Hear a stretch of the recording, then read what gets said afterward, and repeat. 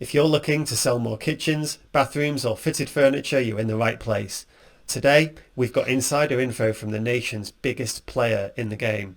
After speaking to literally thousands of people in the KBB industry since the beginning of 2022, there's one company that gets consistently mentioned on the kitchen front, and that is Wren Kitchens. It's no secret that Wren Kitchens are an absolute powerhouse in the industry, trading for over 35 years, including 10 years in the USA before being sold and moving back to UK shores. Wren consistently push the boundaries of what everyone believes is possible. Key acquisitions, a passion for data, and a boundless vision mean that Wren now command manufacturing facilities totaling over 750,000 square feet and more than 100 showrooms nationwide. Despite various controversies surrounding the company and lots of complaints regarding customer service, Wren have continued to innovate and improve.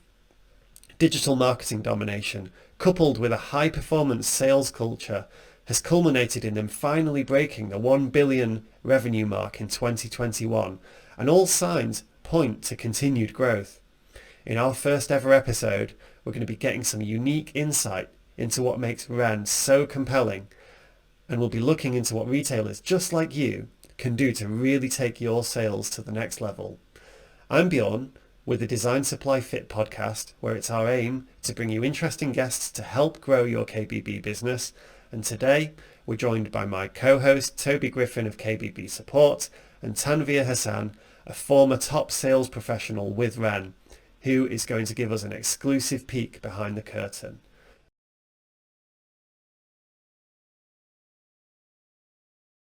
So Toby, since this is our first show, could you please tell the people who you are? It's our first and not our first and last, I hope. we will see. This will be the test. We'll find out. Right, yes. So, I'm Toby Griffin. I'm a business consultant specializing in the KBB industry. I also do training for sales and design. So I've been in the industry for about 20 years as a designer, salesperson, I suppose, director, manager, head of different departments, and owner. So and I've 7 different companies I work for in this industry now. So I've seen it done 7 different ways, all of which work, but all of which are, there is no perfect model in this. But in terms of growth and sales, then I think, as you mentioned before, Wren have done a very good job of it. So looking forward to hear what Tanvir has to say. That's awesome. And did I once hear you describe yourself as the KBB Swiss Army knife? I was described by a French colleague of mine as Le Couteau Suisse. Yes, the Swiss Army knife. Jack of all trades, master of none, which is actually only the first half of that full quote. Jack of all trades, master of none, but often better than the master of one. Oh, there you go. Not many people know that. I like that. That's good. Dropping bombs already. Gold dust. No, well, Tanvir, if you'd be so kind, could you please tell us why you're here and what you're up to nowadays? Sure thing. So I'm Tanvir, former kitchen designer for Wren Kitchens. I actually run my own company now, and it's far away from the KBB world. I actually run a design, marketing, and development agency called Attract, which is something that's happened to me in very recent times. But I look fondly upon my times working for Wren Kitchens, actually, as a kitchen designer. They were good years, man, and I really enjoyed that time at Wren, actually. Oh, that's amazing. To give you a bit of an idea of where I stood in Wren, I was the highest performing salesperson in Lincolnshire. Whilst I was working there, I achieved consecutive £1 million sales targets in my years working at Wren. It's gotten to the stage now where I'm in the market for housing, and a portion of the houses that I'm looking at have kitchens that I designed whilst I was working at Wren Kitchens, which is amazing, actually. So it's crazy how things come full circle. That is crazy, actually. It must be a bit of a weird thing going into a house that you're thinking of buying or moving into and seeing a kitchen that you designed. Yeah, absolutely wild, to be fair. So what percentage of Lincolnshire owe their kitchen to your design skills then? It's not a number I've looked at, actually, but there were a lot. I always valued myself on on volume more than anything else. Some people go for big orders. I always just went for anything that came my way, actually. So yeah, just a lot. Okay. So I was curious, what was it that attracted you to what was it that attracted you to sales in the first place? It's an interesting one, actually. My background wasn't originally sales. I actually studied to become a scientist. But then I fell into sales at a time that I was studying, and I became very good. So much so that I managed to make a career out of it. So I sold phones to begin with. For Vodafone, I used to sell broadband, and then I went on to business lines. I sold new and used cars. I've even sold talk broadband on the streets of Yorkshire towns in jobs that offered no basic salary and only commission. So you could imagine I was quite relieved to find myself in the very pretty showrooms of Wren Kitchens. You said something then, Tanvir, I thought was interesting. You said, I found myself to be pretty good, or became pretty good at sales. Yes. Here's an interesting first one. Do you think that you are born a salesperson or you can learn it? I think you can learn it. I think sales ultimately is a science because it centers around a number of things. First of all, it's problem solving. If you don't have a solution to some problem, you don't have what they're looking for, so you can't sell them anything. And yes, there is a certain amount of rapport that you have to build with people. It's a skill to be able to connect with people, and I guess people connect with people in different ways. But even some of the least, salesy looking people often make really good salespeople because actually, in their nature, in their mannerisms, they come across as being more amicable. Sometimes having somebody who's very sort of, looks like a salesman sometimes puts people off, actually. So in my opinion, anybody can be trained to become a salesperson, actually. There's a great anecdote that's been going around for decades in the industry about an old direct sales company where a lead would be generated over the phone or something like that. And it'd be booked for a salesperson to go to their customer's house. That's the first time I've met anybody. And this chap who was a super salesman would knock on the door, and the person would open the door, not knowing, who they were meeting. And the person said, "Yeah, hi, I'm from so-and-so company. Unfortunately, the salesperson is not available today. I'm just the designer, so I'm just here, just to design it." And apparently sold and sold and sold and sold and sold. Well, this is precisely why Wren frame all of their salespeople as kitchen designers. There is not a salesperson or a sales role anywhere within the company. Everybody is a designer. And the reason I'm here today with anybody, in a customer journey is because I'm here to design the dream kitchen that you want, basically. And it's all centered around this idea of design. Ultimately, if a design person and a salesperson were to enter the role parallel, the salesperson would always outperform the design person because it is a sales task. But it is framed that way, actually. I started coining I don't know whether I coined it first, but anyway, the job title of sales designer. And the way I used to describe it was people say that it's 51% sales, 49% design. And that means that if you are an excellent salesperson and the world's worst designer, you'll keep your job. If you're the world's best designer and the world's worst salesperson, you won't keep your job. But preferably, I want you to be the world's best designer and the world's best salesperson, and then I'll reward you handsomely. But yeah, in that balance, you need both skills, but the sales one is more important than the other one. You've always got to remember that. I agree with you completely there. And having seen a lot of kitchen designers go through the ranks of Wren Kitchens, I mean, I pride myself as a designer who was also very good at understanding kitchens. So I had a very good relationship with the kitchen fitters I worked with.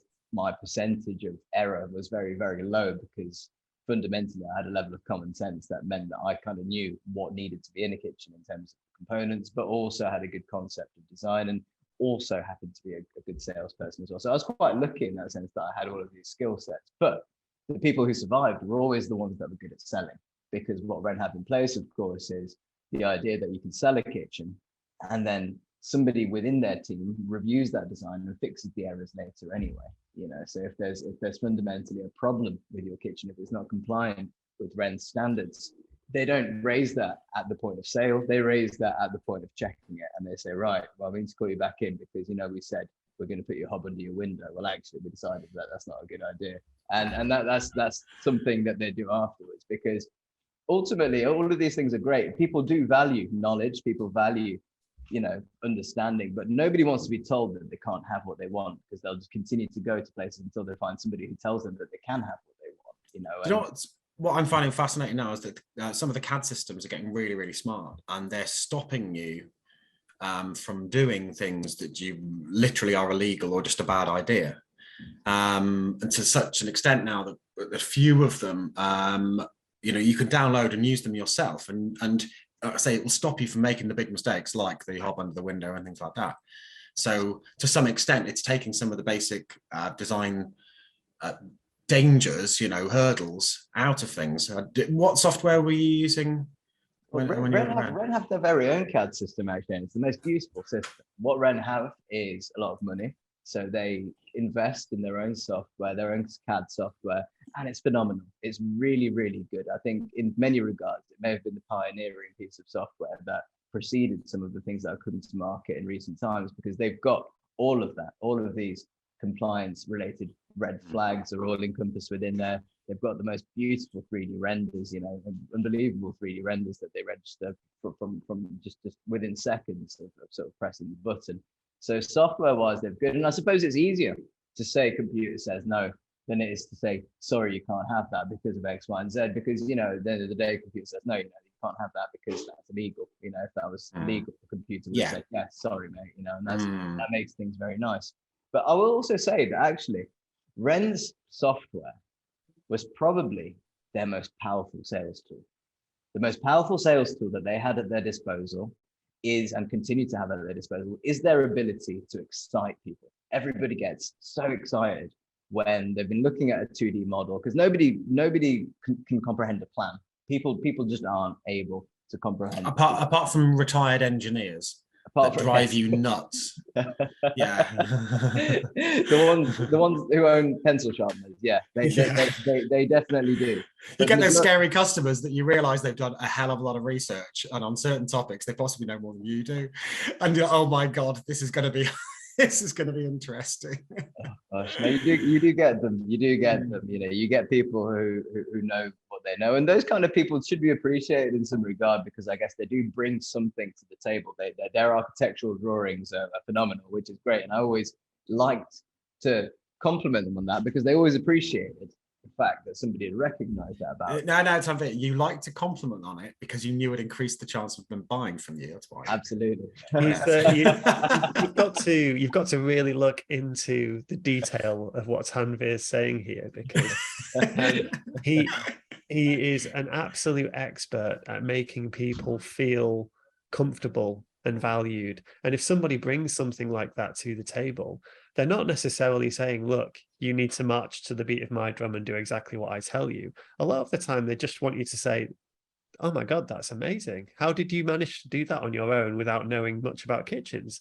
Oh, well, I'm a little bit of an engineer. I've been a bit of an engineer in my past. And then you just move on into the process, and they're kind of on your team. They're Team Tanvir, right, at that point.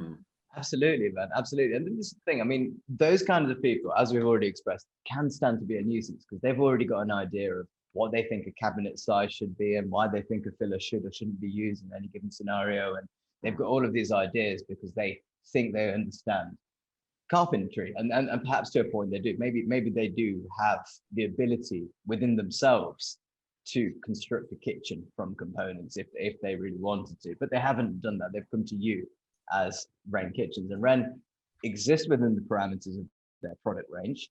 Any kitchen supplier will have a product range with limitations, and whilst a joiner is perfectly capable of chopping and changing cabinets, it doesn't serve a warranty very well when you start doing that. And it was never very favorable to have somebody come along and say, right, well, I think you should be able to do this. Why can't you? Why don't you do that cabinet 30 millimeters smaller? You should do. And that was always a little bit of a nuisance. But like Bjorn just said, having them on side and having them on Team Tanvir was always a much better way to handle the situation than to cross the swords with them. Because when you cross swords with somebody like that, unfortunately, they have really, really good sword player skills. You know, you don't want to go into those kind of arguments. Yeah, but the problem I found a couple of times is that if you're too complimentary about their skills, they start thinking that they're the expert. Oh, And you must have had the one. Yeah, But you must have had the one where they say, yeah, you know, I think I should be the kitchen designer here. Ha ha ha ha. And you think, I've mostly been telling you you're great because I think you're more likely to buy from me, but you actually start to believe it now. So, oh well. Oh. Well, to be fair, if it gets them to put their hands in their pockets, I'm perfectly happy either way. I'll even let them wear my lanyard if it makes them happy. You anoint them with your lanyard, knighting them. Have you ever done that? Yeah, no, I haven't. Unfortunately, I haven't. I have let somebody sit in my chair, but I haven't given somebody an anointment via lanyard yet. It'd be a real power play, that would. Just to circle back a little bit, yes. You know, you mentioned that you'd even stepped into commission-only sales roles, Yes. and that's something that interests me a lot, because, you know, as a business owner, the holy grail of a salesperson, right, is somebody who's commission only and they only get paid purely on performance.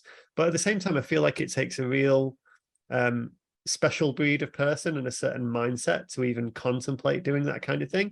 So just tell us briefly, what was it about commission-based selling that in your brain you went, yeah, I'm up for that? Well, I always needed to earn more, and this is just a fact of life that I've come into, which meant that I needed somehow to make a lot of money.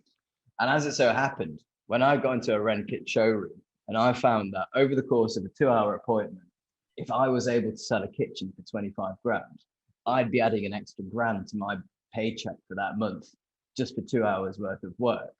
That really made me buzz. You know, there was nothing more exciting than to know that I could have such a massive impact on my pay just through words and actions. You know, I didn't even have to roll my sleeves up. I quite literally sat in a chair and talked to people, and that's all I had to do. So some days I think my record was I sold 6 kitchens in one day, and that was just as a result of having lined up a load of deals for the end of the offer sort of period. But it was really nice. It was really nice to be able to have such a high, you know, it's rewarding. I mean, I noticed sales as an art form is slowly moving more towards customer servicey things.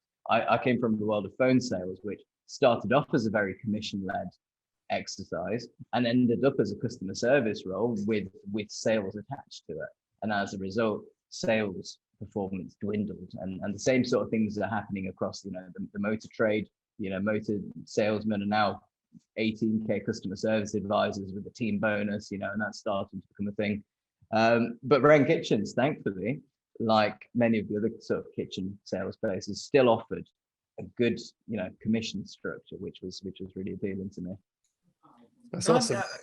Sorry, I was just going to add in that I've had salespeople on flat salaries with 0 commission, 0 bonus, nothing.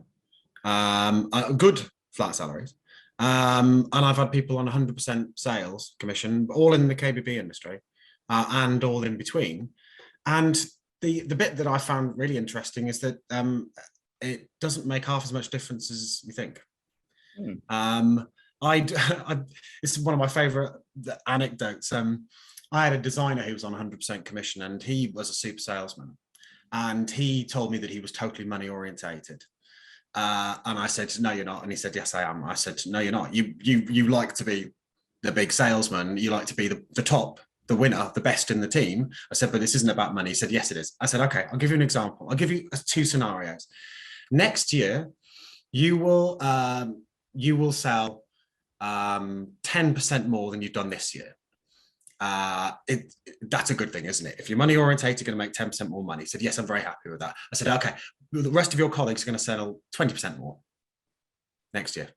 That's scenario number 1. I said, scenario number 2 is that next year you sell 5% more than you've done this year, but your colleagues flatline, stay at 0%, increase, so stay with the same year. And he put his head in his hands and said, I can't believe it. He said, I would choose scenario 2. I said, there you go. I said, so there's not about money, is it? I said, you want to be top dog? And that is it. And I walked away and he still had his head in his hands. Oh my God. And he's like, of all this, my whole life, I've been telling myself I'm money orientated. No, I want to be the top. Yeah. No, that's very, very, very cool. And I agree, actually. I'm completely with you on that one, Toby. I do think there is a lot to be said for the way in which you manage your sales team.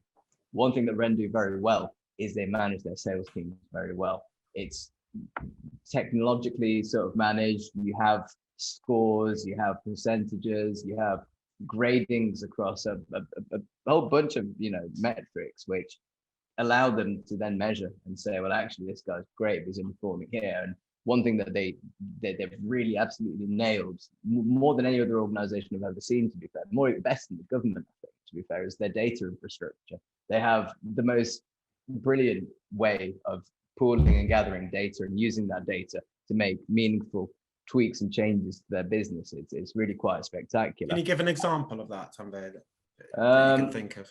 I mean, even as far as we had suspicions that they had microphones switched on our desk computers. We genuinely thought that they. I mean, I sometimes compared them to the German special police. They have.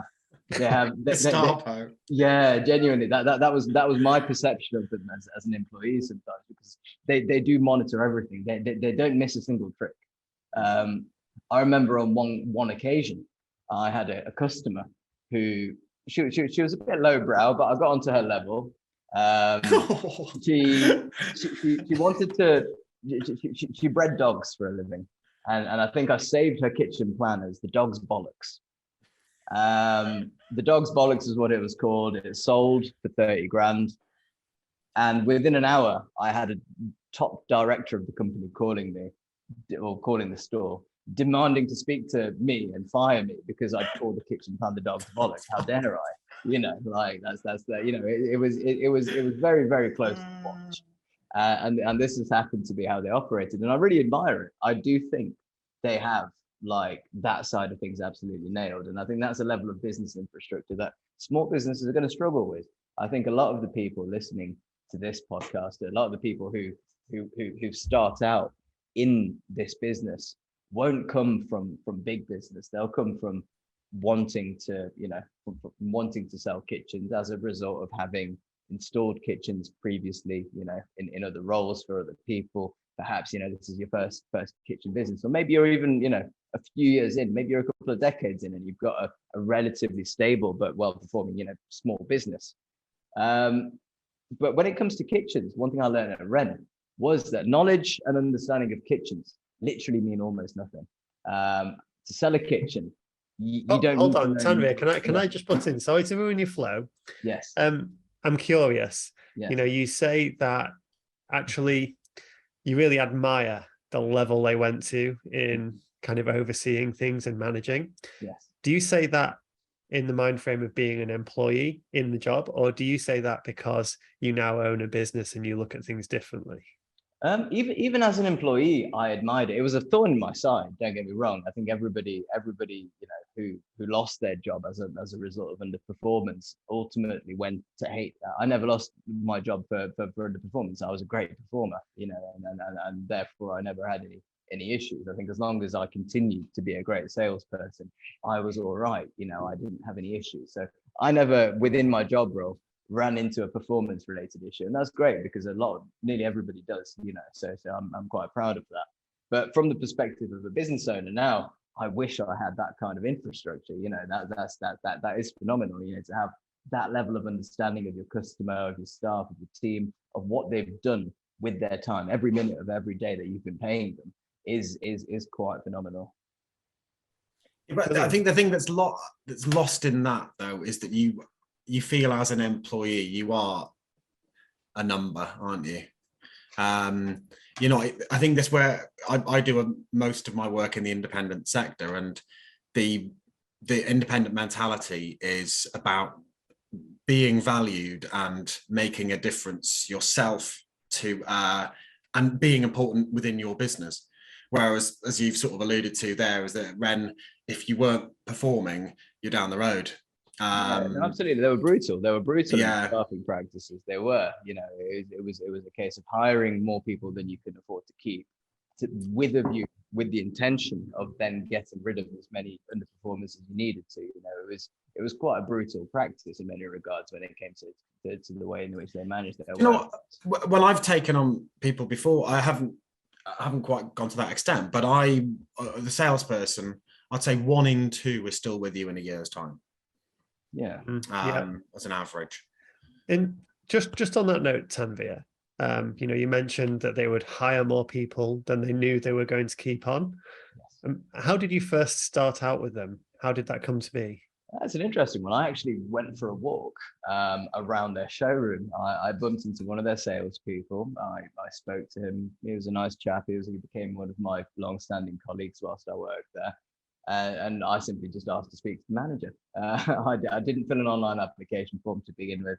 I just walked in, but that's how I do things. I think in this day and age, people do less of that. I think people are more about online applications and smoke and mirrors, and so I think sometimes you can get lost in a stack of CVs, and I've never been one to want to get lost in a stack of CVs. So I took the initiative just to go in and talk, and I connected with the team in there on a very personal level, actually. So in my story, sorry, go on. So when my mum and dad were saying to me, just walk in, go and talk to somebody, show them some willing, show them, tell them how amazing you are. And I thought they were full of rubbish, actually. I should have listened. They were onto something. They were definitely onto something. They were. Most people in the KBB industry, well, in fact, everybody has got in via some weird way, because there isn't a direct route in, and that's a whole other topic. But yeah, the way I was waitering in a restaurant in my 20s, and a family came in at the end of the evening, and I was rushing around trying to do my best, and the lady of the family called me over and she said, are you the manager here? And I said, well, no. And she said, you should be. And 12 o'clock the following day, I was their office manager. Very nice. There you go. So like you say, you've got to get out there and put your face about, really. But yeah, hiding behind TVs. You certainly do. And when we look at sort of the people that Wren took on, every showroom is different, and every management team had their own approaches, because they were managed at a local level, of course. So whilst there was a central office sort of hiring team, they hired for head office, and the showrooms hired for themselves, of course. Oh, okay. And within the showrooms, you received applications. Often we'd look at somebody with a car sales background quite favorably, because we'd say, well, actually, they've managed the hardcore stuff. And sometimes we'd look at somebody with a design background and think, actually, well, you know what, they've got a really good way about them, and maybe they'll do really well in this environment as well. And I think it was good to have the mix. Our sales team was always a mix of people. There was never, we weren't it wasn't the Wolf of Wall Street in there. It was very much sort of a very mixed group of people, and that was quite nice. I think it was good to have the variety in there, because what we almost thought was that each and every potential customer had their ideal pairing within the team, as far as the sort of mood and sort of style of that person's sort of sales journey went. I've had lead takers who were really good, who will spend 10 or 15 minutes talking to a customer, and while they're talking to them, they're thinking, right, which person in my team is going to link best? And the best lead takers know it. And then by the end of that conversation, they know who will work best. And that's what they're doing. They're sensing the character and who they'll connect with. Those are definitely the best lead takers. And leads are an interesting thing, actually, because leads, actually, now that we move on to them, were, in my head, bread and butter. Leads meant everything. And there's a lot to, selling a kitchen. It's quite a long journey, and there's a lot of components to it. There's the designing part of it, there's the closing part of it, but you are only as good as the volume of leads that you're able to churn through that system of yours, which is why I always had a very good relationship with all the lead takers. I always made sure that whatever I ordered for lunch was ordered ×3, just because it's nice to have that connection with them to sort of say, well, actually, if you get somebody who you think needs a big kitchen, push them my way. just for the benefit of some of the smaller businesses that might be listening, or the one-man bands, can you explain what a lead taker is? A lead taker is somebody who is responsible for that first point of contact, and this is raising inquiries within the business. And leads can come from a multitude of places. in Wren, we had showrooms. Not everybody who's listening is going to have the luxury of owning a showroom. But a showroom is a great place to own if you happen to have one, because people come in, and anybody who comes in is only there because they're interested in a kitchen in some capacity or another. You know, they might be thinking about buying a kitchen, buying a house, they might need a kitchen. There's definitely a kitchen within their aspirations, within the near or distant future. The other good source of leads, of course, would be from the internet. Wren generated a lot of online leads. And this was an area where I shone especially well. I think what I was very good at doing was picking up the phone, because you nurture a relationship with somebody on the basis that they've made an inquiry. And that inquiry might be the fact that they've requested a design appointment. It might be that they've requested for somebody to come home and measure, you know, their kitchen space so they can initiate that design process. Or they might have just downloaded a brochure or some type of material from your website to say, look, I want to see what you guys offer. I want to understand your product range, your pricing. And those were all separate but very good starting points for that lead taking journey as well. And what you're doing within that lead taking journey is you're gauging their preferences and exposing them to the world of possibility. You know, you're trying to find out exactly what they like. And at that stage, it doesn't particularly matter. You don't need to whittle them down at that stage. You just need to listen to them. It's very much a listening exercise. If they're into neff ovens, they're into neff ovens. If they're into grey shakers, they're into grey shakers. If it's a husband and wife duo and one of them's into one thing and one of them's into the other, you note that too. And the idea with them is to just continue to build that excitement. And whilst you're doing that, it's to try and gain an understanding of their position. Are they renovating their existing home? Are they extending their existing home? Are they buying a house? Have they even bought a house? You know, have they not completed? Are they just going to say, oh no, I don't want a kitchen because I don't have a house, you know, because that's something that you should probably be aware of. You know, is the house that they're doing up one that they're going to rent out? Is it, you know, is it for their How much have they got to spend, Tanvir? Come on. How much have they got yeah. I was waiting. I was waiting. Come on. Because for me, that's probably the first one. Let's say the likelihood of them actually buying a kitchen from anywhere, as you've pointed out there, because that's the problem, is that sometimes you can do the best job in the world. They've been to other places. They think you're great, but due to circumstances, they don't buy a kitchen from anywhere. So that's been a complete waste of time. Right. But yeah, we're getting the budget out of people. Did you have much? Yeah. Were you good? I've always prided myself on getting the budget out of people, but I know lots of people do find it tricky. So how did you get around that? It's often a very difficult thing to do because people don't want to give you their budget because to them it feels like they're showing you their cards. They don't want to show you their budget. What Wren did very well was they created a system for taking leads, which almost created bandings, and they tried to stick somebody within a band so that the person who received that lead, whether it was the designer who took the lead or a lead taker who took the lead and gave it to the designer, knew roughly where this person was heading in terms of budget, because Wren had flexible payment options, and within there was always the option to try and spread the cost of a larger purchase if necessary. But certainly finding out their budget came after a level of rapport building. I don't think you could ask them their money straight away. What you'd have to do is you'd have to walk them through, you'd have to show them, look, this range is cheaper, this range is more expensive, in order to ascertain which range to put you in order to ascertain which door is going to fall within your affordability criteria. I'm going to need to ask you, like, how much are you looking to spend on a kitchen? You know, it wasn't often an easy thing to do, but the other thing. You get the what's the line? You say, how much have you got to spend? They say, as little as possible. And you go, Joe, I've never heard that line before. Toby, I feel like you're carrying some battle scars. I think I perhaps have been doing it too long. Maybe that's it. I think there's a market for a KBB therapist. How often, if you were to put like a percentage on it, would you say that the budget people disclose to you is the budget they end up spending? People always have an awareness of how much they're looking to spend. One thing I always said to people was, regardless of how nice the kitchen is and regardless of how well you design it, if the price that you give them is a price that then they're not able or willing to spend, chances are you haven't sold it. It was very rare for somebody to be so taken by the impulse of the kitchen that they'd seen.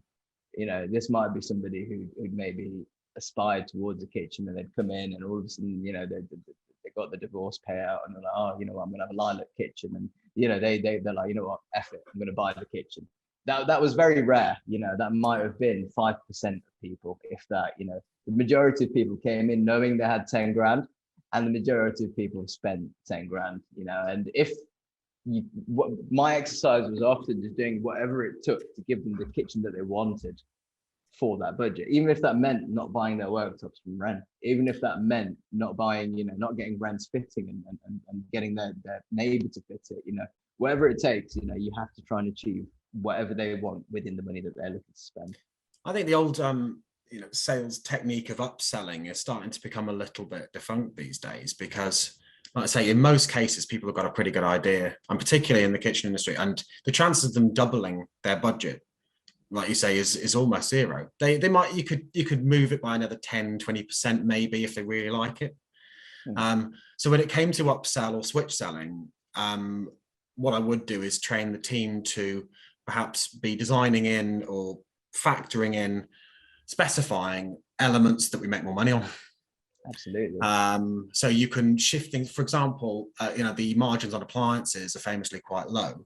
So if you can shift it away from the budget, away from something like that towards something that you can make more money on, then that's where a technique comes in. But yeah, to actually adjust the amount that they're going to be spending at the end of the day, you can do it a bit, but not a lot, like you said. See, the challenge is the closer you get to it, the more you exceed their budget, the less likely you are to close them on the day. Yeah, or get anything from them. Or get anything from them. But certainly if they see that this, you know, they had a 20 grand budget and this is 21 grand, they're probably thinking, oh God, right, well, maybe if we go to Magnet as we plan to next week, they'll have it for 19 grand and we don't want to miss out on that. So one of my favorite tricks, and it was a bit of a lazy tactic, but it always worked for me. It was to ensure that any estimate that was given to them in the first instance was always a little bit higher than it needed to be. So they had the expectation that this kitchen might be 15 grand. So when the price came up on the screen and it was 12 grand, they were like, oh my God, this is amazing, you know. Yeah. and it always worked. There wasn't a single time that didn't work. It always worked. Yeah, so money's a funny one. I mean, Wren implemented a fixed price strategy partway through me working there.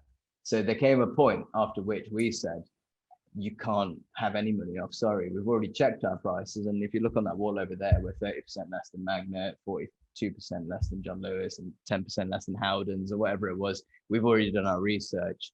It's on the wall. It wouldn't be on the wall if it wasn't legit. So yeah. Well, let's Wren's marketing claims and legit are perhaps a conversation to have lawyers present. Yeah, no, I won't go into that. But yeah. Actually, can I ask something that's been nagging away at my head while I've been talking here about the training? Because you know, I think because an awful lot of people are brand new to kitchens that join Wren. Yes. I've heard stories of being at like a sort of fortnight intensive training, and how much of that is design and how much of it is sales. Wren offer a phenomenal training package. Actually, they send all of their designers off to one of their training centers. Their training centers are beautiful. They've got the most amazing setup with sample kitchens and classrooms, and the training itself is centered mostly around design, because that tends to be the thing that people tend not to know, because there's a lot to kitchen design that you do need to know in order to be able to design a kitchen. You need to understand when to use a tall decor panel and when not to use one, you know. So there is a lot about design within the training, but there is an element of sales. One thing which they ensure that everybody knows is how to talk through the comparison between Wren and other suppliers. So when you look at other suppliers, people come into Wren knowing that they could also get a kitchen from B&Q, knowing that they could also get a kitchen from Howden's or Magna or Wix. You know, they're aware of these names because everybody knows these names, right? So what Wren did was very simple. They purchased a cabinet from each of these suppliers and placed them in each of the showrooms. So there's a little row of them: B&Q, Wix, Magna flat pack, Wren flat pack. Howden's, John Lewis, Magnet fully built, Wren fully built. And there's an entire script on how Wren is better than all these other guys, and how it's made in the UK. And this is the only piece of the training that they actually grade you on. Everything else is by the by. But so you had to learn the script off pat, would you? 4 pages of it, yeah. Right, four pages. Wow. Everybody knew it, but you didn't have to use the entire 4 pages because nobody's going to stand there listening to you warble on for 4 pages worth of script. But what you tried to do is you showed them, you let them touch, feel the units. I think DIY Kitchens is a smaller company who managed to replicate this. Actually, they've got a very similar bay, I think, in their showrooms now. But very few people are ballsy enough to have the competitors' kitchen units there to show people. And I take my hat off to Wren in terms of ballsiness. Wren have definitely got that. And I remember the first time I went into a showroom and I saw the line of cabinets you're talking about. I'm thinking, whoa, that's brave. Fair dues. They've taken a lot of, you couldn't call it risk. They've thrown out the rule book, haven't they, in many ways, and just ignored what everyone else does and just go, right, we're going to do it our way. Yes. Oh, sorry. I was just going to say, one thing I hear all the time from clients and prospects is, we beat Wren on price and quality. And I'm like, well, that's great to hear. But Wren are actually showing it, aren't they? They're creating an experience around it. And anyone can say things, can't they? But at the end of the day, the proof's in the pudding. So a tool like that, while it's devious, it is genius, isn't it? It is. It dispels any notion. I'll say what it does. It starts to plant seeds of doubt in people's mind. You know, it's one thing to tell somebody that you're better. It's another thing to show them. Look, open their drawer, open our drawer, feel our soft clothes, feel their soft clothes. Look at their shelves. They're edge banded only on one edge. Ours are edge banded on all 4 edges. You know, there's all of this. I suppose I call it showmanship. You know, it is a little bit like, you know, a show. You're giving them the experience of this showroom, of this comparison, of this design. And through this experience, Wren managed to sell a shit ton of kitchens. They sell loads of kitchens. It's incredible how many kitchens they sell. And yes, fine, there might be places out there that sell better kitchens. I don't doubt it. There are superior kitchens to be found within the world of kitchens, but none of them are turning over £1 billion a year. You know, they're just not. You were saying, sorry, Tanvir, you were telling us about the training. How long is the training, or how long was the training that you did? I think for me, when I joined, it was a week in face to face and a week on sort of webinars. Actually, they predicted webinars before Zoom came into place. They managed to get online components within there. What do you mean? What do you mean by that? Sorry. They have an online learning platform and right, people who teach you remotely. Before it was cool. How much of the training would you say you actually took into the live role, and you know how much of it was beneficial to helping you sell kitchens? Well, it was very good training in many regards. It was all important. I being the kind of person I am, I took it all in. I made sure I didn't skip through it. Some people do. Some people come along and skip through it. It doesn't impact how you sell kitchens. What it does impact is selling good kitchens.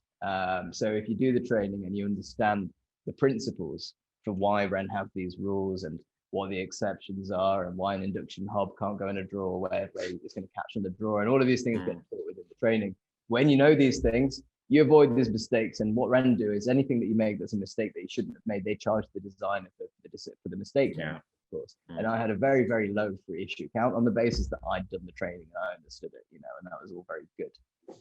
But as far as actually selling a kitchen goes, I don't think anybody can really teach you that. I think that is something that comes as that develops. I think any kitchen designer in my sort of count would need to be enrolled for about 3 months before they were selling kitchens in a fluid way.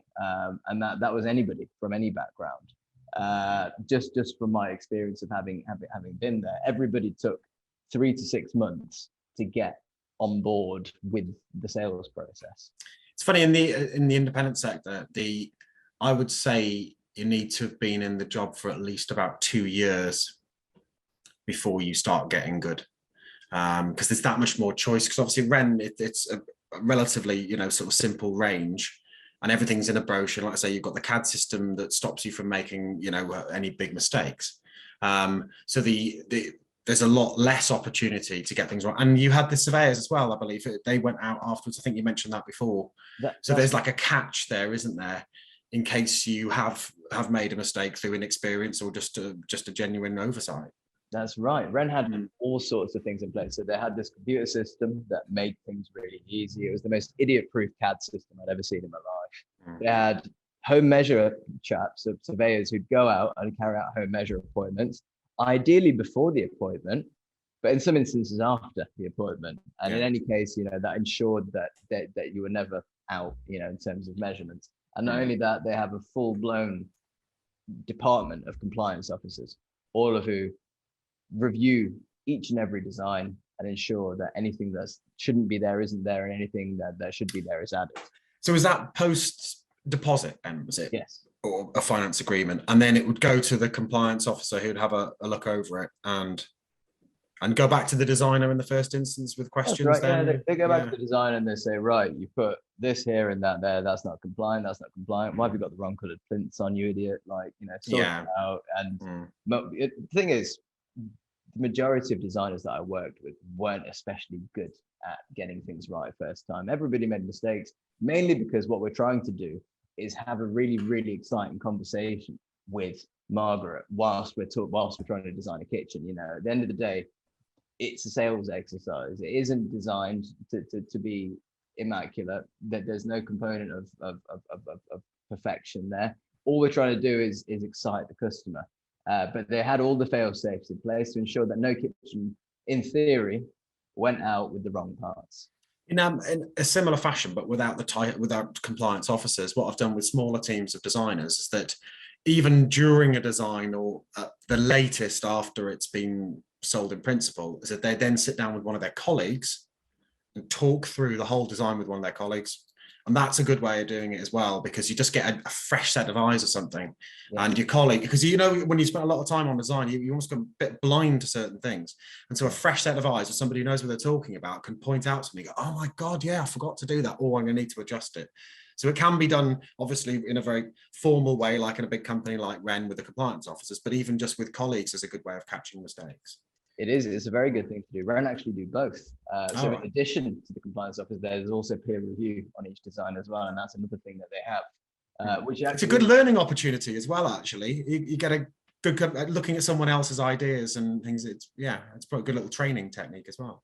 It is, and to be fair, it's all very good, because when you call a customer and you tell them, we've reviewed it, and in your interest, we've ensured that this isn't going to go wrong for you. So actually, because we've got your back, we've added a couple of these, but we've taken this out. So, your cost might have gone up a little bit, might have gone down a little bit, but actually it was all with a view to protecting you. It's never a bad conversation, unless you'd accidentally, really cocked it up. It was generally quite a positive conversation.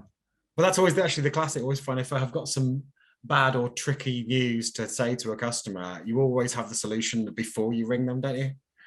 You don't ring them up and go, oh no, this isn't going to work, and we'll ring you back when we've worked out how it's going to. You make sure you've got your solution there, unpriced and everything as well. Absolutely. And price is probably the most significant one of all, because I think people, like we said, don't buy kitchens that aren't the right price. People often get carried away. They might have a budget of 10k, but they might come in and go, oh, one of them Neff ovens, boiling water tap, Korean worktop, all of these things that they want, which they've heard are amazing because they saw it on Real Housewives of Los Angeles or whatever. All of a sudden they think, you know what, this needs to be in my house. Well, actually, you can't afford that, mate. And being transparent with them, but guiding them towards things that they can afford was always what it took to get them in budget, because they often do run away. It's like a kid in a sweet shop, we always said, they come in, they get excited, because it is exciting. It's designed to be exciting. Everything in that showroom is exciting. I get excited, and I used to work there, but it's somewhere where it's shown to you that whatever your dreams are for your kitchen, they're achievable. And what you've got to try and do then is try and hone that into something that people can actually afford. Now, that's probably a problem not many people are going to have in terms of showroom and excitement. But what you do need to appreciate is everybody's going to want things that they can't afford. So it's always good to be armed with some alternatives. It's always good to have things in the mix. You can have a Bosch oven in mind that might be equivalent to the Neff one that they want, that does the same job of cooking but maybe costs half as much. Be armed with those things ready so that you can deploy them as and when needed. I'm curious, from a high level, what does the process look like? Let's say somebody walks into the showroom, they go to the lead taker, they get passed on to Tanvir. What happens from a high level from start to finish? And so, I assume it's different each time to an extent, but is there a framework or a process that you follow? There is a process. And I think there always has to be a process. I think regardless of what you're selling, whether it's kitchens or mobile phones or cars, I think there's got to be a process that is bulletproof. And this is beyond Love's processes. So like, he's just having you can go on, keep saying the word process. You can see him just getting excited. I know, process is a good word. But it is a bit of a process, and what you've got in there, I think, is the opportunity to close the doors on the objections that they're going to present to you at the end of that journey when you ask them for their business during that journey. And you have to think about the things that these people are going to say to you. I think that's worth repeating. Can you say that again, perhaps in a different way? I will. If you get to the point where you've just spent all of your time designing a kitchen for somebody and they've said, wow, that's amazing, and you've given them the price and they've looked at it and they've said to you one of a number of things that all of your customers are going to say to you, because you can almost predict what people are going to say to you. I've got some other quotes to collect. Oh, I'm not ready yet. Oh, I'm not moving into it. There's a bunch of things that people are going to say to you at any close. And as long as those things are considered and those doors are closed during your sales process, you're onto a winner. I think that's something that really sets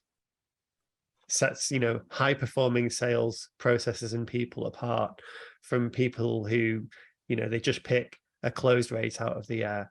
If your journey that you take them through is dealing with things before they've even formulated them into a question, then the feeling they get in their gut says, this makes sense, let's Absolutely. Do it. And this is what Wren's process did. So first and foremost, they're in the showroom, they're looking around, you're gauging what they want, you're gauging how much they're looking to spend. You're planting seeds of doubt about the competition. They're not an idiot. They're going to look around, but definitely start sort of putting little doubts in their head. Oh, Wren are actually better than that. Do you know why? And then that was very good. The other thing that I always did was I tried to get them a low level of commitment. The commitment that I tried to get them on was to commit to a home measure appointment before a design appointment, both of which had to be booked. If they wanted a home measure, but they didn't want to come in and design a kitchen, sorry, mate, we're not going to send somebody out for you if you're not going to commit to coming in and actually having a kitchen designed. So ensuring that all the appointments are in place and signposting them through the rest of your process.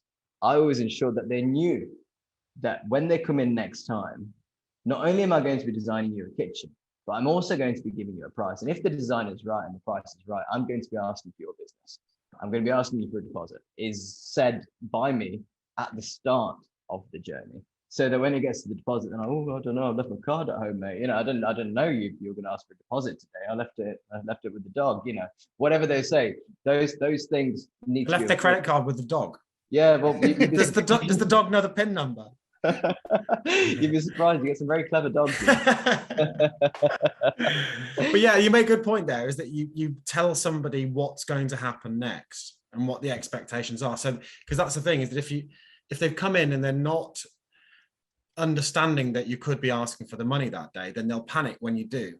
Exactly. But if they know, and it can even be, you can say it verbally, I found, but even in like a follow-up, I would see on email or something like that, I'll see you on next year, and just to let you know that, I'll be able to give you the quote there and then as well. And like I say, planting seeds ahead so that they're not freaked out and panic when you hit them with something they weren't expecting.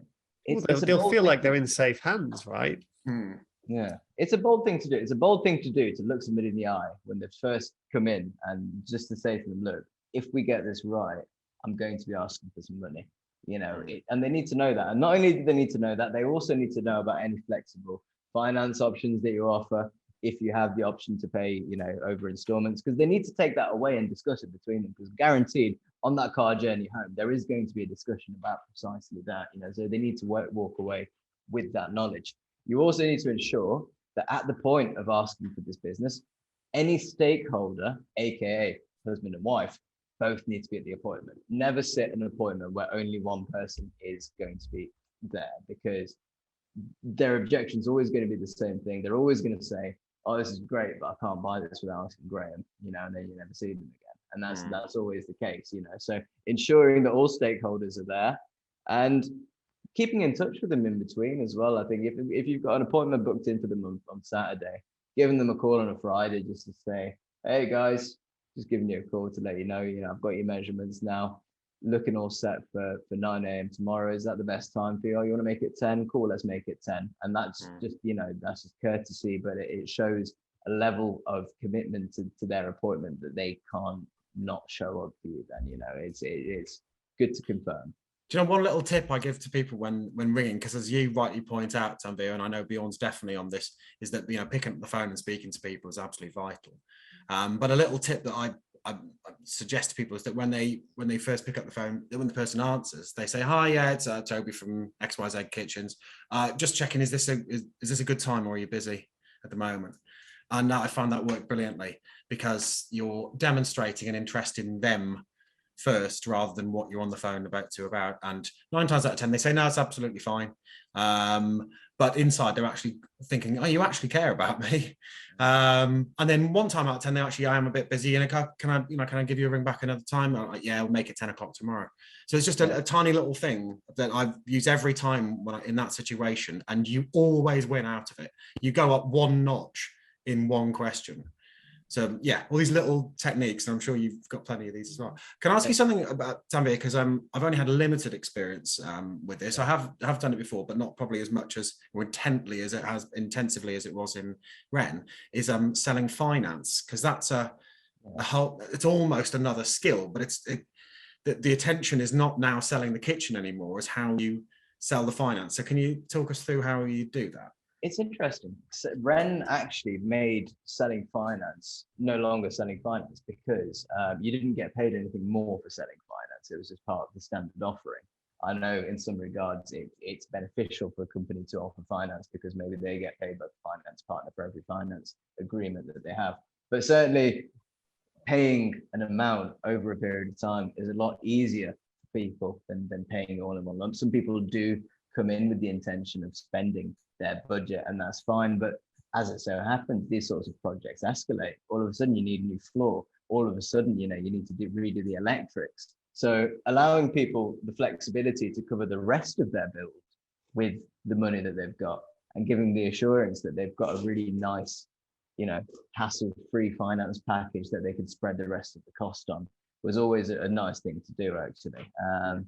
Wren offered interest-free. Interest-free was almost a no-brainer for people. I'm not going to pay anything more for this finance. I don't think many people have the luxury of being able to offer that, but certainly the lower the interest rate, the better, I guess. Right?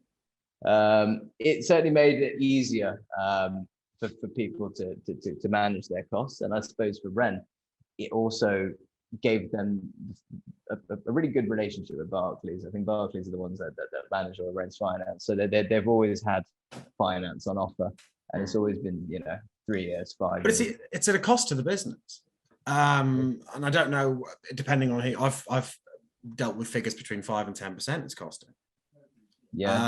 So it obviously works, or else they wouldn't be doing it.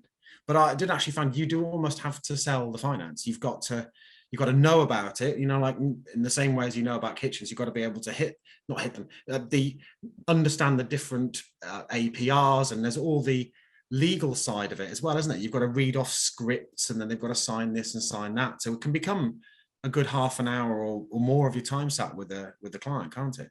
It certainly can.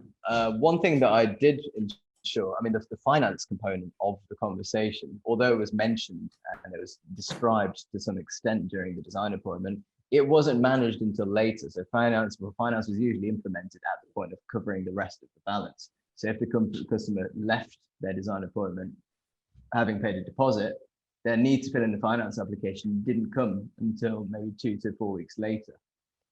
So that right. So you'd take a deposit without having the finance agreed at that stage. So what would happen if the finance got turned down? Because that can happen a lot. It did happen sometimes, and in those instances, they often found alternate ways. And for those who didn't, it led to a cancellation, and it led to a refund of that 10% that they paid. But those are few and far between. What I did find was it was generally quite well accepted. And to be fair, the demographic that I was dealing with, sort of middle-aged married couples in their 40s and 50s, generally did quite well in my showroom. We had quite a low rejection rate on the finance. It's interesting because I think other companies will look to get the finance approval prior to agreeing the sale, but that's quite canny actually for Wren to get the money off them and then sort out the finance later. Because like you say, even if the finance gets rejected, they'll have still, they feel it's this power of loss thing in sales, the power of loss being more powerful than the power of gain. And they'll feel like they've lost it at that point rather than got it. Absolutely. So I think that's a smart move. Yeah. It is.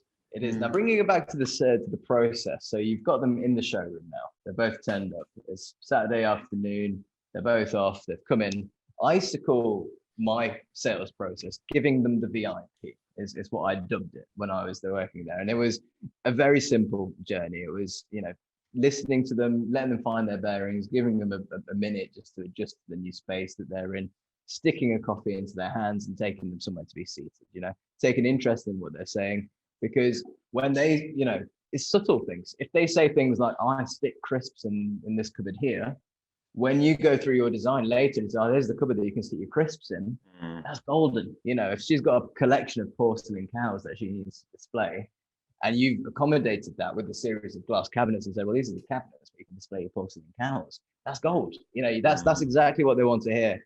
And I guess within that as well, there's meaningful practical advice as well, because they always value somebody who looks like they know what they're talking about. I'm going to give you an L-shaped corner unit because they're easier to get into. Or I'm not going to give you an L-shaped corner unit because your American fridge freezer sticks out and your doors are going to crash actually. And all of these things are things that you as a designer are in the privilege of knowing because you design a lot of kitchens and they don't. And they do value that. Expertise does come into the mix. I know I've said a lot about showmanship and salesmanship and being more important than expertise, but expertise is very important. They need to trust you. And over the course of this journey, they need to not only trust you, but they also need to like you.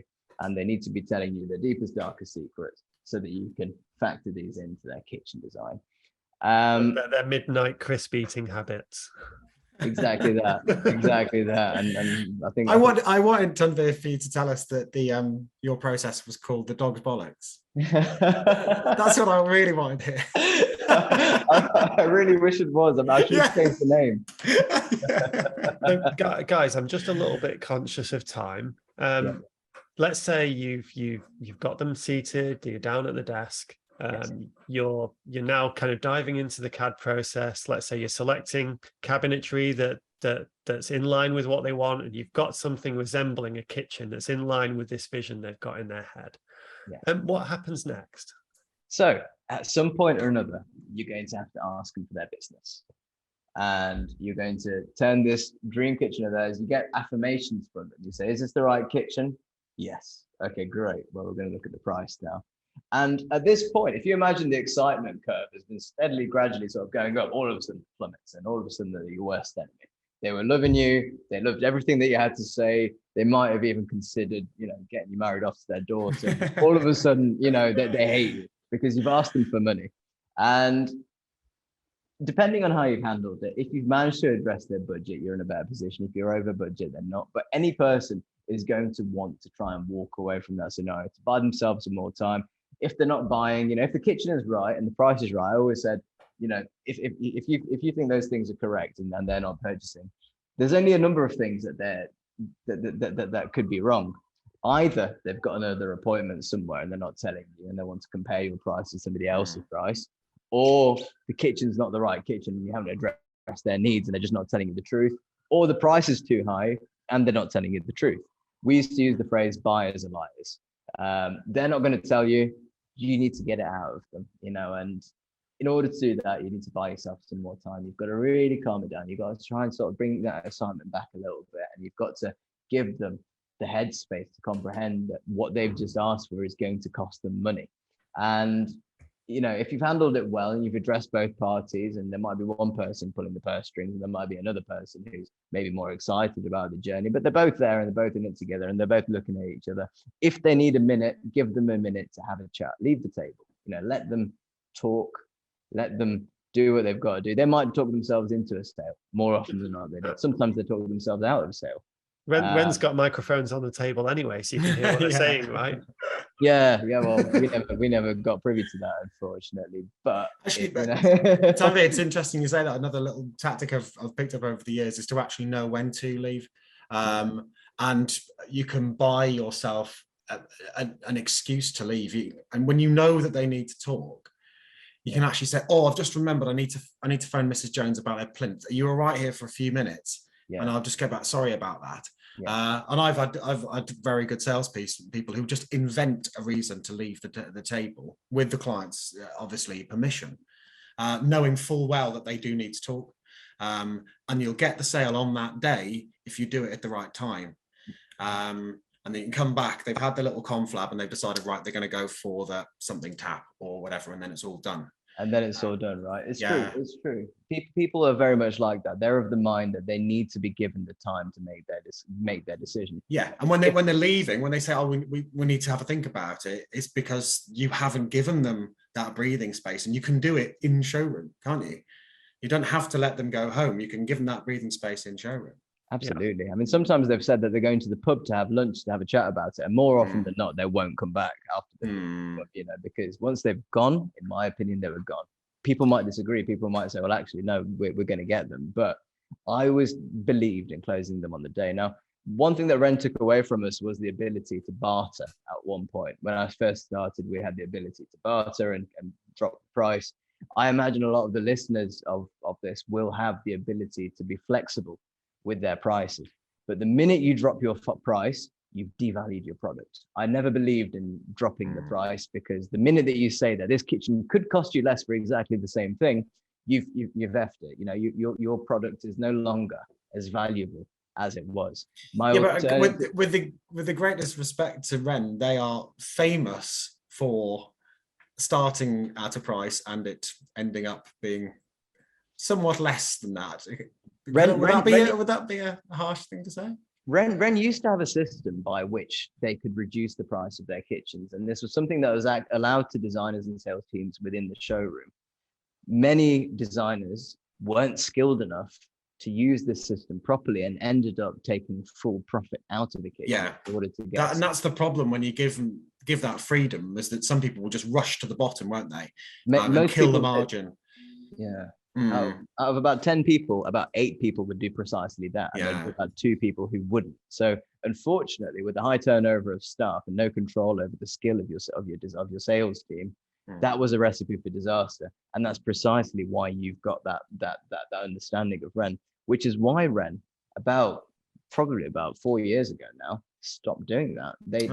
They stopped allowing anybody, even head office, from reducing the price of a kitchen. And instead, so is it all fixed pricing now for everything? All fixed pricing. There's still obviously the 50% off and all that type of thing, but apart from that, it's fixed price. That's news to me. That's interesting. Yeah, complete fixed pricing structure, everything fixed, and that sort of took some of the fun away maybe for me. But for those who don't have fixed pricing structures, for people who do need to try and close a deal on price, it's much better to give an item for free, in my opinion. You tell somebody you can have a dishwasher on us. A thing means more to people. A material object means more to people than money. You can tell them you're having a Neff dishwasher, and that's £300 worth of dishwasher that might ultimately end up saving you thousands on the value of this order. And it always worked in my favor to give them something. You can have your door handles for free, whatever it was. Like you can have under cabinet lighting that we're going to check in for you. It's better to go down the route of tangible, physical items that you're going to give them, rather than to sit there slashing your prices. Because the minute you've done that, you've demonstrated that your prices are actually the subject of fairy tale variable. and then you can do whatever you want with them. So you don't want them to believe that. What I do sometimes, actually, I again, like yourself, I've almost never discounted. I like to hold the price and adjust the specification or something like that. But what I would sometimes go, right at the right last minute, I'll drop a little bit off for you, but I will be expecting you to place the order if I do. Yeah. And you get their agreement pretty much that we'll have a conversation right at the end. I'll tweak it a little bit for you, but that's on the basis that you're buying today. That's it. Precisely that. Specification can say a lot for price. Often what I'd find myself doing is saying, well, actually, you were between two tones of grey, but the tone that you chose is the most expensive tone. So if I was to respec this now in the slightly cheaper grey, this actually falls within your budget. And you need to buy yourself that time to be able to have that discussion. Yeah, and also you say, and it's still under the same guarantee. It's still, high quality. So you're not feeling like they're losing something. You're just re-specifying to get it within budget. Absolutely. And that's how you sell a kitchen. That's how you sell a kitchen. But it's not just that. Once you've sold that kitchen, your communication with that customer shouldn't stop. They feel remorse the minute that they've left that showroom because they've just parted with a big amount of cash. So you've got to continue to speak to them. You've got to try and accommodate at least one further appointment for them within that week, because I guarantee they'll come back. And they'll come back and they'll change the composite sink and the springy tap that they thought they wanted, but they didn't want. And they went home and they thought about it. And now they do want it. It's going to happen. So if you're trying to give yourself time allocations for parts of the customer journey, one of those time allocations should definitely be within the first week of having left a deposit to allow them to come back and change everything, because that's what they'll do. Did Wren encourage that? Yes, actually. And was it to try and avoid, cancellations or, remorse is guilt, and buyer's guilt? Yeah, exactly that. Buyer's remorse. I think buyer's remorse. There we go. Yes, because I think also if they bought it on finance, they'd have a cooling off period as well, wouldn't they? They do. So I think that was quite a clever tactic to get them through the cooling off period without them panicking. And well, actually, Wren allow a customer to cancel their kitchen purchase anytime between purchasing and the installation, as long as it doesn't get manufactured. You can cancel. So regardless of whether you bought it on finance or not, if you bought a kitchen for next summer, and anytime between now and next summer you decide you don't want it, you can get a full refund. Whether that's 9 months in or 10 months in or 12 months in, just depending on your circumstances. So they're quite flexible in that regard. And that's a nice sales point as well, isn't it? You can build that in and say, look, if you do change your mind until the point of manufacturer, you can cancel for a full refund. That's right. But that was known as a cancellation clause. And that was something that we didn't do if we were good salespeople, because that was something used specifically by the kind of salespeople that got a lot of cancellations. yeah, you're building in problems down the line, aren't you? You are. Tanvir, you say you're a big believer in closing them on the design session day. What would you do to somebody who didn't make a decision on the day? How often would you follow them up? In what way would you follow them up? Basically, the reason I ask that question is because we get a lot of issue with our clients where they're like, I don't want to feel like a pest. I don't want to come across as too pushy. What's a good way that people can address that problem? First thing I'm going to say is anybody who's in the market for a kitchen has made multiple inquiries, their inputs, their entries and multiple CRM systems, and they're going to be getting phone calls from not just yourself, but they're also going to be getting phone calls from Rachel at Wix and everybody else who happened to quote them for a kitchen. If you happen to be the nicest people out of all of the people calling this person, it doesn't matter that you've called them 4 times. The fact that you're the one that they like is always going to be the thing that gets you the sale, and you should always persist within reason. Now, what do I mean within reason? I suppose what you try and do is, if they are going to leave and you haven't got a hope in hell of closing them today, is you figure out a deadline. Are you going to know by the weekend? Are you going to know by next week? When's your appointment at Howden's? It's on Tuesday. Okay, so they're probably going to get you a quote by the following Tuesday. I'm going to call you on the Wednesday. You find out when the time is to call them, because each customer is going to be different. Some of them are going to be very busy in their lives. Some of them are working. You don't want to be calling them. A lot of my customers, I call them at 6 p.m. because that was on the commute home, and that was a good time to catch them, because if I called them at work, they'd be like, no, go away, leave me alone. Why are you calling me this time? So figuring out good times to call people might generally sound like lunch times and sort of early evening is a good time to call. Don't call them too late. Would you pre-agree that with them? I'd try to as much as possible, and I'd keep note of it. when you're so invested in a customer because you know that it's going to pay for your holiday, you tend to remember when they're you got skin in the game. when you've got skin in the game, you absolutely remember, man. And it's good to have somewhere to note these things down. It's so annoying when people have these conversations but don't record them. So having a good system within which you record in each and every note from each interaction that you've had with that customer is important. But certainly getting a deadline in place is always very helpful. Something awesome. I would do as well is if I thought I wasn't going to get the close on the day, I would say something along the lines of, you're smart people, you're going to want to think about this. And they're like, so you're around. I like it. Yeah. Yeah. And so they're like, hey, yeah, we're smart people. And you've given them the license to, you've said, I'm not going to push you, for the sale today. The reason why you said that is because you worked out they're not going to. But and that's when your experience is telling you that you're not going to be able to get that decision there. But if you do it correctly, like you said Bjorn earlier, how do you, when you're not going to get it, how do you handle it? If you do it in a way that makes them feel good and gives them space, they think, I like that person. They didn't try. They might maybe try a little bit, but they didn't push me too much. And then they're much, much more likely to come back to you. And when your competition is pushing too hard, and they'll go back to you because they think, no, I don't. They're scaring me off. Absolutely. So again, another little idea. Final, sorry, Tanvir. Final question from me, and this has actually come from Dan, my sales guy. Why don't people buy from Wren, and what can our listeners do to win more deals? That's an interesting question. So why do people not buy from Wren? I guess in some regard, where Wren fall down is the fact that they can't possibly train each and every one of these kitchen designers to be experts in kitchens, because quite often they're not. They're salespeople, and leveraging understanding of kitchens is probably a really good thing to do. Other than that, the only other thing I could suggest is trying to replicate as much of their system as possible, really. I'd say invest wherever possible in your CAD system, wherever possible. Try and get people to physically be with you so that you can show them the product, so they can look and feel and, at least to an extent, have an appreciation for what they're buying. I'd say overall, where Wren fall down as well, I think, is the installation costs are generally quite high. And I think one thing that I'd be doing if I was an independent kitchen company is offering the all-in-one package in a nice, manageable way. You're going to need some sort of finance. You might think that you'd only want to deal with cash buyers, but believe me, it opens doors to have some sort of flexible payment option available. And certainly I think what it will do is it'll help you overall to increase your order value, even if slightly, as a company too. So flexible finance, copy Wren, and know what you're talking about.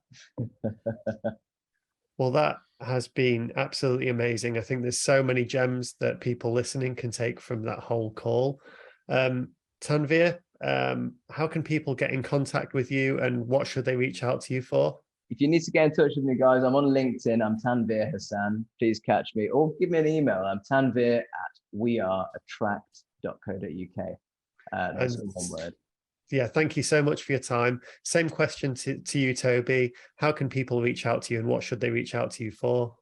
Best just to go to my website, which is kbbsupport.com, and reach out to me for business consulting for the KBB industry. So that can be advice, training, new projects, strategy, marketing, and things like that. But very much with a KBB focus, and like I say, 20 years of having done it in 7 different places, so seen it all. Brilliant. Okay, well, I'm Bjorn with Design Supply Fit. Thank you very much for listening.